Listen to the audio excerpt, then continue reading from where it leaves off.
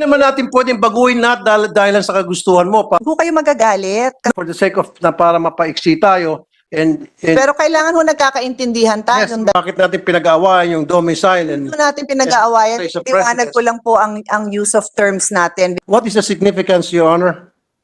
What's the significance of domicile and place of residence? I What's so think, Your important? Honor, your lawyer should be the one informing you what is the difference of domicile and residence.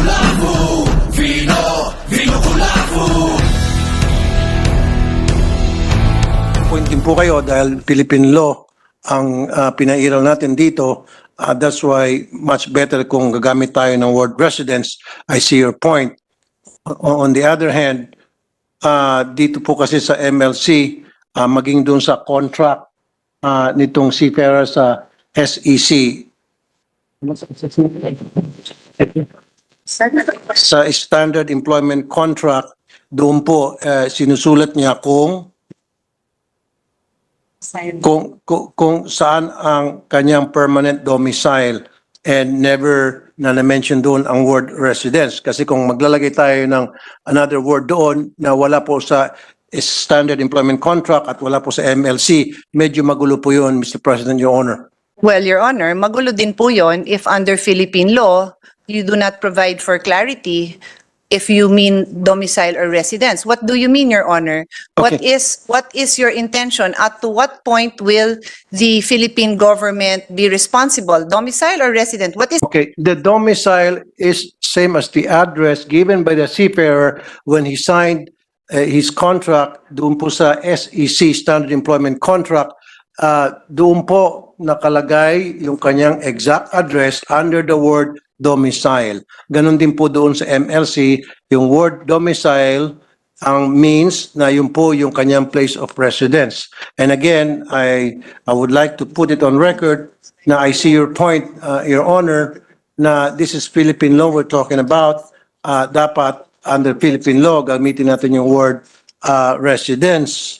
However, since wala naman po yung word residence maging sa standard employment contract na pinirmahan ng ating seafarer and maging sa MLC, baka magkaroon ng konting confusion doon because two different, I mean, dun sa dalawa, domicile always been mentioned and never na-mention yung word na residence. Mr. President, Your Honor. Do I remember correctly that in the first part of His Honor's answer, he said in the standard employment contract, he would indicate as his domicile, his what? What did His Honor say? Place of residence, place of permanent residence? What was the statement made? Your Honor, sa kanyang standard employment contract, again, dun sa part ng repatriation, it refers to the process of returning seafarer to the point of hire or the seafarer's place of domicile. Yun po yung nakaspecify doon sa SEC, Your Honor.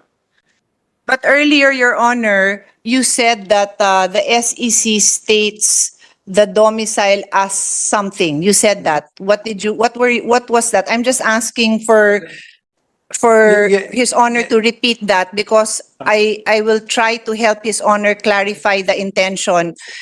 If he just repeats, what did you say, permanent residence or current residence? The place of domicile is the address written by the seafarer as his place of residence.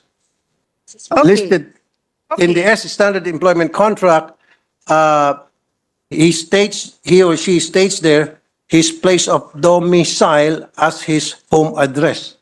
Okay, Your Honor, what I am trying to explain is under Philippine law, there is a difference between domicile and residence. So in your standard employment contract, if a seafarer will indicate a particular address and it says domicile, then that is different from residence. If it says residence, then that is different from domicile. And I would insist that Philippine law would govern. So the obligation of government is affected if he will not be able to return the seafarer to the place of domicile, because that is different, that could be very different from the place of residence. So it is important that His Honor tells us what is the intention. Where do you want the seafarer to be returned? Okay. I thought, Your Honor, my team already talked to your team and they already agreed on that matter. Your Honor, it is the sponsor and I who will agree. No, So, yeah, I understand, Your Honor, but for the sake of brevity or for the sake of na para mapaiksi tayo and Pero kailangan ho nagkakaintindihan tayong dalawa. magkakaintindihan tayo, Your Honor, bakit natin pinag-aawayan yung domicile and Ano natin pinag-aawayan? place of Iwanag ko lang po ang use of terms natin because they have significance, Your Honor. what's the significance? What is the significance, Your Honor? What's the significance of domicile and place of residence? What's so Your important? Honor, your lawyer should be the one informing you what is the difference of domicile and residence. I've already been pointing out that there is a difference. If your team cannot But Your Honor, like I said, under the MLC convention provision, domicile refers to the home address, and in the SEC, it's the same when the seafarer filled out his SEC form, place of domicile there refers to his address. In the MLC and in the SEC, domicile means home address. Your Honor, I am simply informing the sponsor that under Philippine law, there is a difference between I domicile understand, Your Honor, and but it is residence. already understood under the MLC provision, domicile means home address, and under the standard employment contract, which the seafarer signed, the word domicile refers to his home address. Okay, so I will ask His Honor a question. When the seafarer indicates a home address, yung po ba kaya ang kanyang temporary address sa Manila o yung po yung kino-consider niyang permanent home niya sa probinsya? Alin kaya ho yun doon? Yung point of hire is Manila. When you say domicile, yun po yung permanent address niya, Your Honor. As declared doon sa kanyang SEC.